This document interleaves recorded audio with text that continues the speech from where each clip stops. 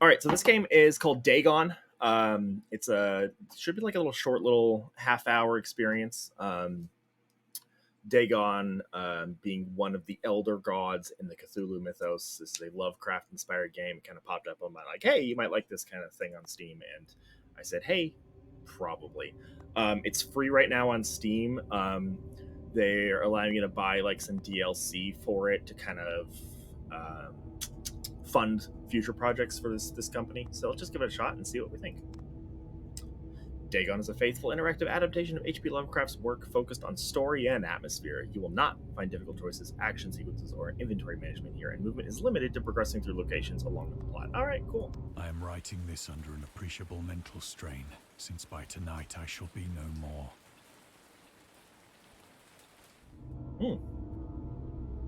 During the game, you'll encounter interactive elements. Some of them will allow you to continue through your journey. Others will reveal interesting facts about the original short story, neat, and historical background and the author.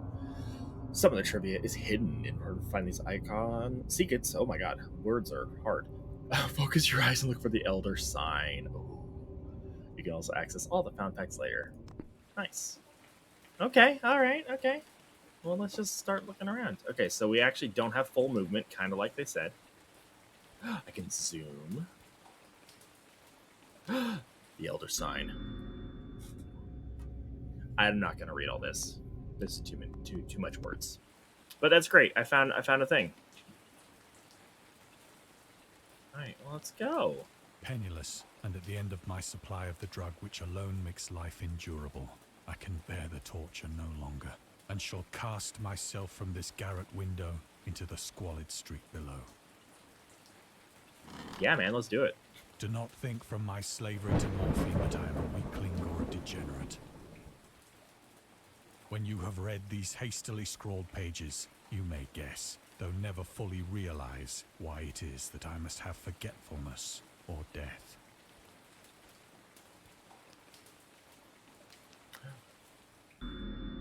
Morphine. Oh, fun facts about morphine. Oh, shit. Anything else to click on? No. All right. It was in one of the most open and least frequented parts of the broad Pacific that the packet of which I was supercargo fell a victim to the German sea raider.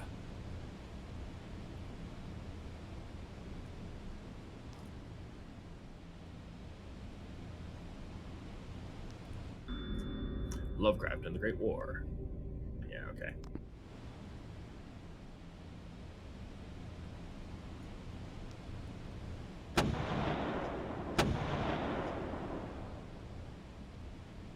The Great War was then at its very beginning, and the ocean forces of the Hun had not completely sunk to their later degradation. So that our vessel was made a legitimate prize, whilst we of her crew were treated with all the fairness and consideration due us as naval prisoners.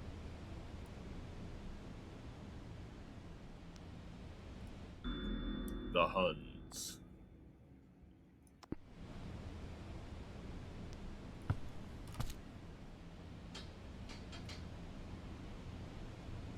So liberal, indeed, was the discipline of our captors, that 5 days after we were taken, I managed to escape alone, in a small boat, with water and provisions for a good length of time.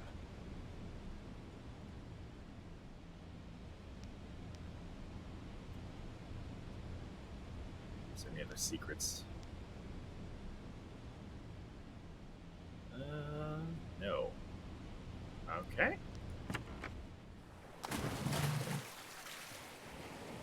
When I finally found myself adrift and free, I had but little idea of my surroundings. Never a competent navigator, I could only guess vaguely by the sun and stars that I was somewhat south of the equator. Of the longitude, I knew nothing, and no island or coastline was in sight.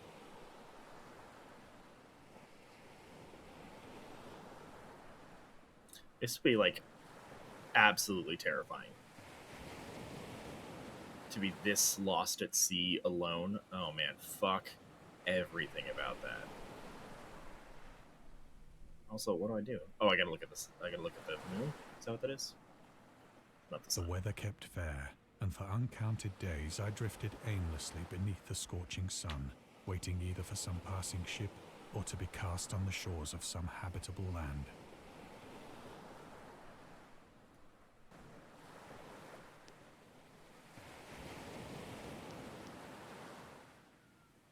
But neither ship nor land appeared, Can and I I look began up? to despair in my solitude upon the heaving vastness of unbroken blue. The change happened whilst I slept. Its details I shall never know. For my slumber, though troubled and dream-infested, was continuous.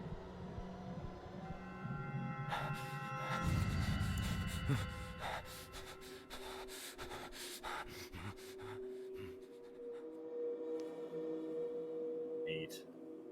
When at last I awoke, it was to discover myself half sucked into a slimy expanse of hellish black mire, which extended about me in monotonous undulations as far as I could see, and in which my boat lay grounded some distance away. Though one might well imagine that my first sensation would be of wonder at so prodigious and unexpected a transformation of scenery, I was in reality more horrified than astonished. For there was in the air and in the rotting soil a sinister quality which chilled me to the very core. The region was putrid with the carcasses of decaying fish and of other less describable things which I saw protruding from the nasty mud of the unending plain. Perhaps I should not hope to convey in mere words the unutterable hideousness that can dwell in absolute silence and barren immensity. There was nothing within hearing, and nothing in sight, save a vast reach of black slime. Yet the very completeness of the stillness and the homogeneity of the landscape oppressed me with a nauseating fear. The sun was blazing down from a sky which seemed to me almost black in its cloudless cruelty, as though reflecting the inky marsh beneath my feet.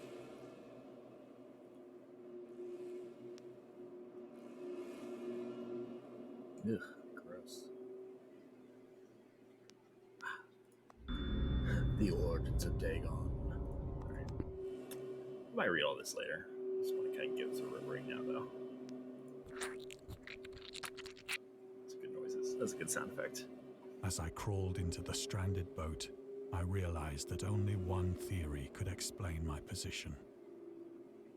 Through some unprecedented volcanic upheaval, a portion of the ocean floor must have been thrown to the surface, exposing regions for which innumerable millions of years had lain hidden under unfathomable watery depths. So great was the extent of the new land which had risen beneath me that I could not detect the faintest noise of the surging ocean, straining my ears as I might. Nor were there any seafowl to prey upon the dead things.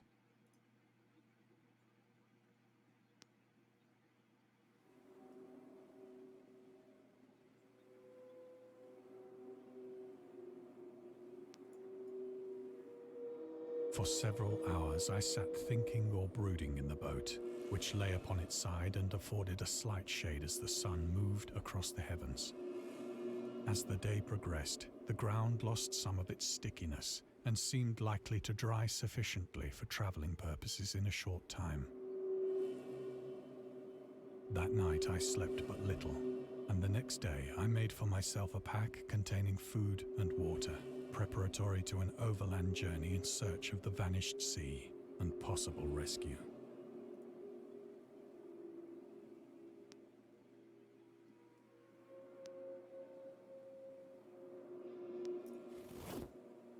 On the third morning, I found the soil dry enough to walk upon with ease.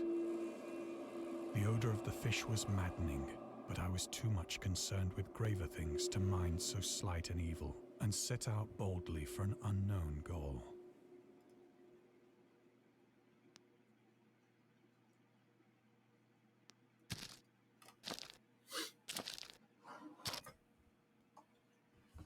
All day I forged steadily westward, guided by a faraway hummock which rose higher than any other elevation on the rolling desert.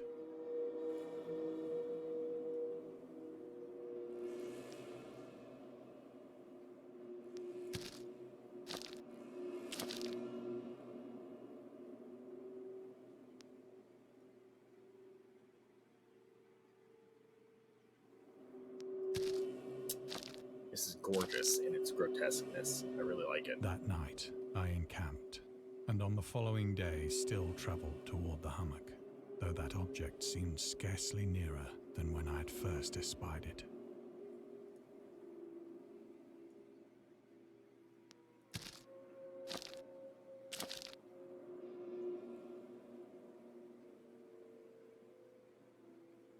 By the fourth evening, I attained the base of the mound, which turned out to be much higher than it had appeared from a distance.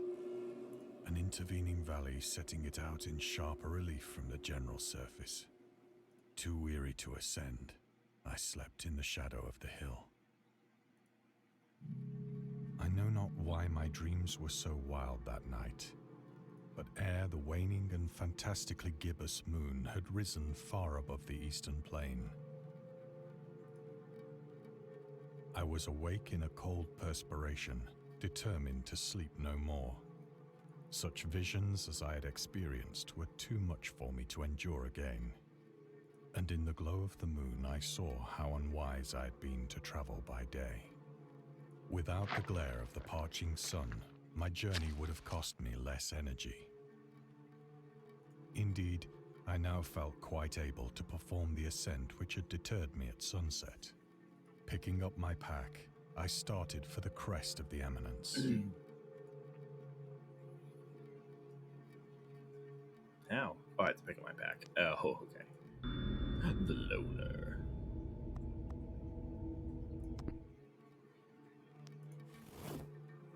I have said that the unbroken monotony of the rolling plain was a source of vague horror to me. Reality's peeking in over here. But I think my horror was greater when I gained the summit of the mound and looked down the other side into an immeasurable pit or canyon. Some lighting issues too. That's a little better. Whose black recesses the moon had not yet soared high enough to illumine. I felt myself on the edge of the world, peering over the rim into a fathomless chaos of eternal night.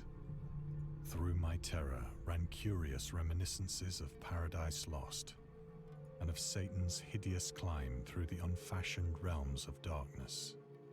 As the moon climbed higher in the sky, I began to see that the slopes of the valley were not quite so perpendicular as I had imagined. Ledges and outcroppings of rock afforded fairly easy footholds for a descent, whilst after a drop of only a few hundred feet, the declivity became very gradual.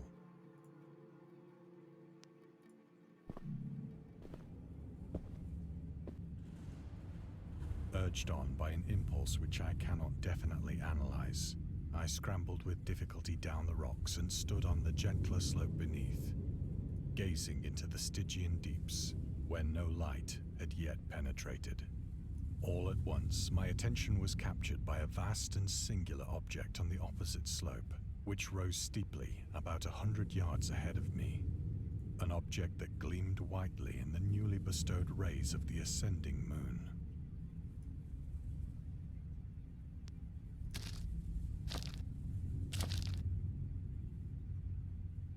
That it was merely a gigantic piece of stone, I soon assured myself. But I was conscious of a distinct impression that its contour and position were not altogether the work of nature. A closer scrutiny filled me with sensations I cannot express. Can't look at anything else? No, alright. For despite its enormous magnitude, and its position in an abyss which had yawned at the bottom of the sea since the world was young, I perceived beyond a doubt that the strange object was a well-shaped monolith, whose massive bulk had known the workmanship and perhaps the worship of living and thinking creatures. Dazed and frightened, yet not without a certain thrill of the scientist's or archaeologist's delight, I examined my surroundings more closely. Did I, though? I guess so.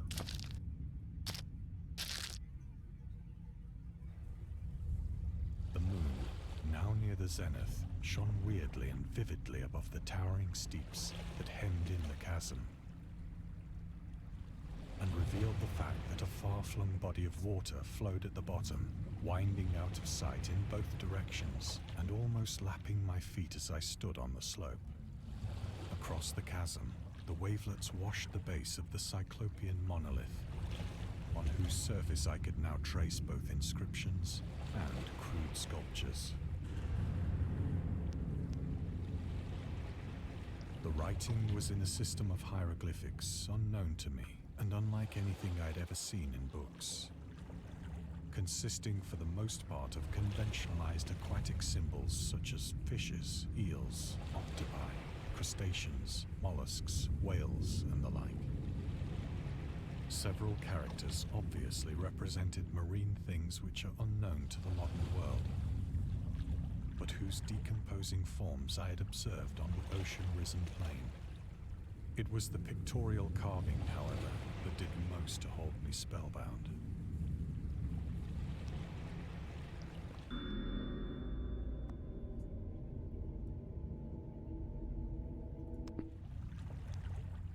Plainly visible across the intervening water, on account of their enormous size, were an array of bas-reliefs whose subjects would have excited the envy of a Doré.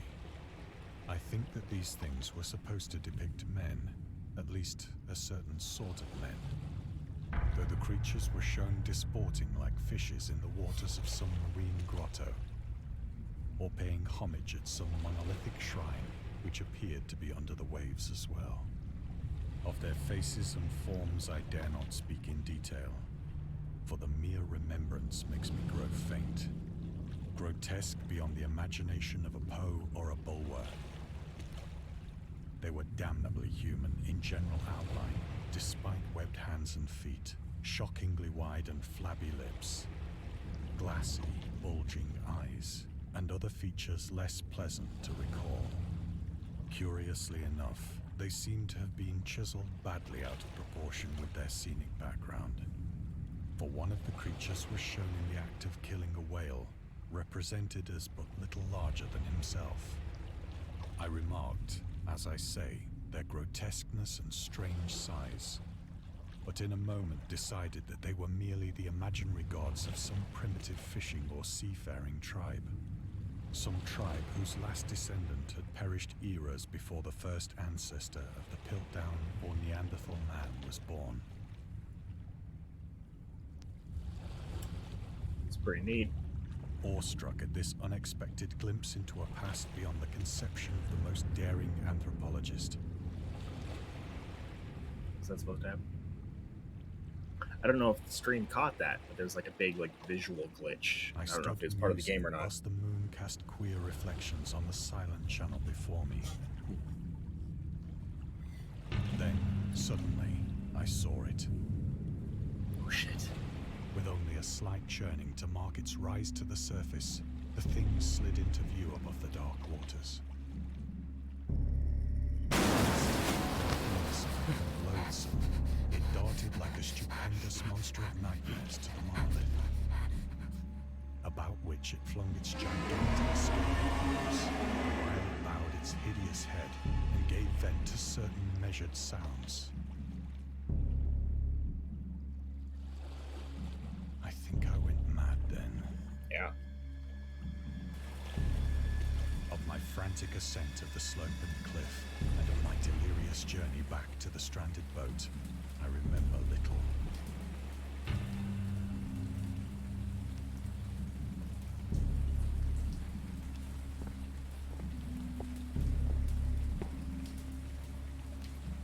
I believe I sang a great deal, and laughed oddly when I was unable to sing.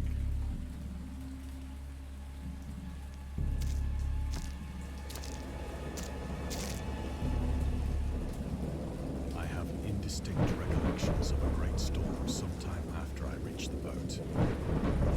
At any rate, I know that I heard pearls of thunder and other tones which nature utters only in her wildest moods.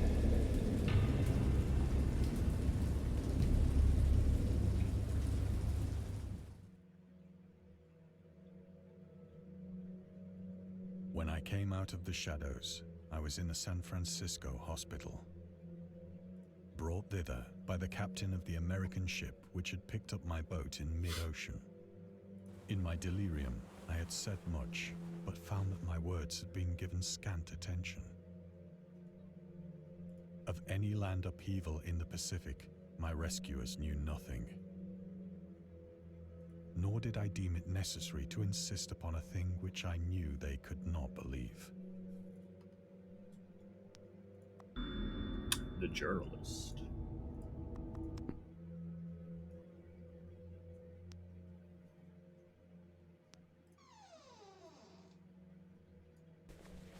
That's creepy as hell. Once I sought out a celebrated ethnologist and amused him with peculiar questions regarding the ancient Philistine legend of Dagon, the fish god.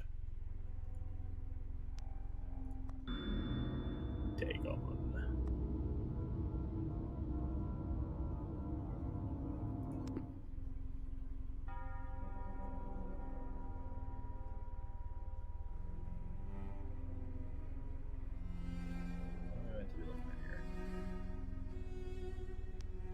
That.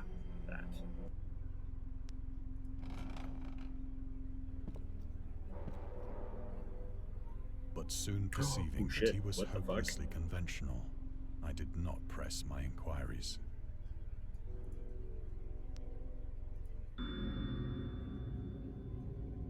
Necronomicon.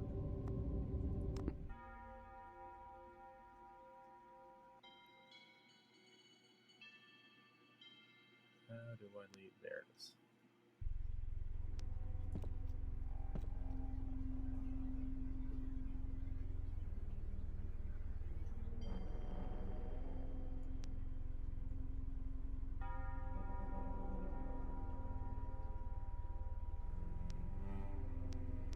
Why is it making me take this, like, zigzag path out of this building? Oh, It here we is go. at night, We're back. especially when the moon is gibbous and waning, that I see the thing. I tried morphine, but the drug has given only transient surcease and has drawn me into its clutches as a hopeless slave.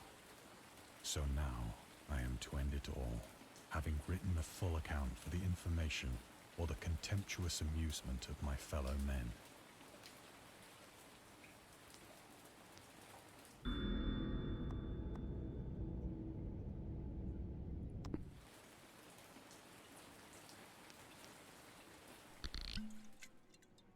Often, I ask myself if it could not all have been a pure phantasm, a mere freak of fever as I lay sun-stricken and raving in the open boat after my escape from the German man of war. This I ask myself, but ever does there come before me a hideously vivid vision in reply. I cannot think of the deep sea without shuddering at the nameless things that may at this very moment be crawling and floundering on its slimy bed, worshipping their ancient stone idols and carving their own detestable likenesses on submarine obelisks of water-soaked granite. I dream of a day when they may rise above the billows to drag down into their reeking talons the remnants of puny, war-exhausted mankind. Of a day when the land shall sink and the dark ocean shall ascend amidst universal pandemonium.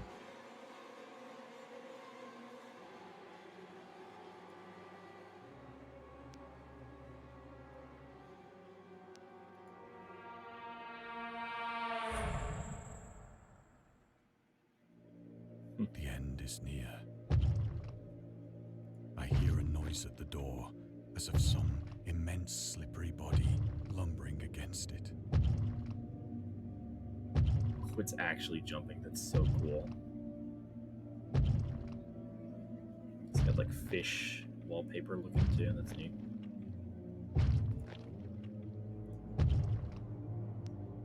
Well, I don't want to get the door.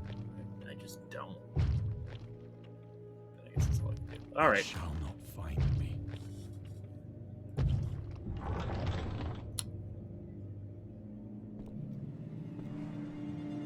God, that hand!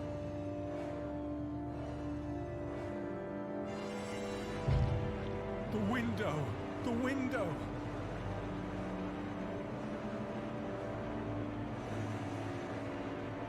Oh, this is me. I'm back. I'm back in control. Well, it'll just let me stay here forever.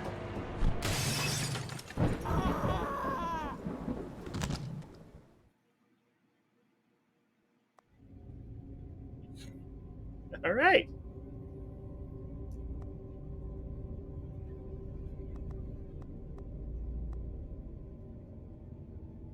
Is this just gonna like exit the game? Oh, it goes back to that. Okay, cool. That was lovely.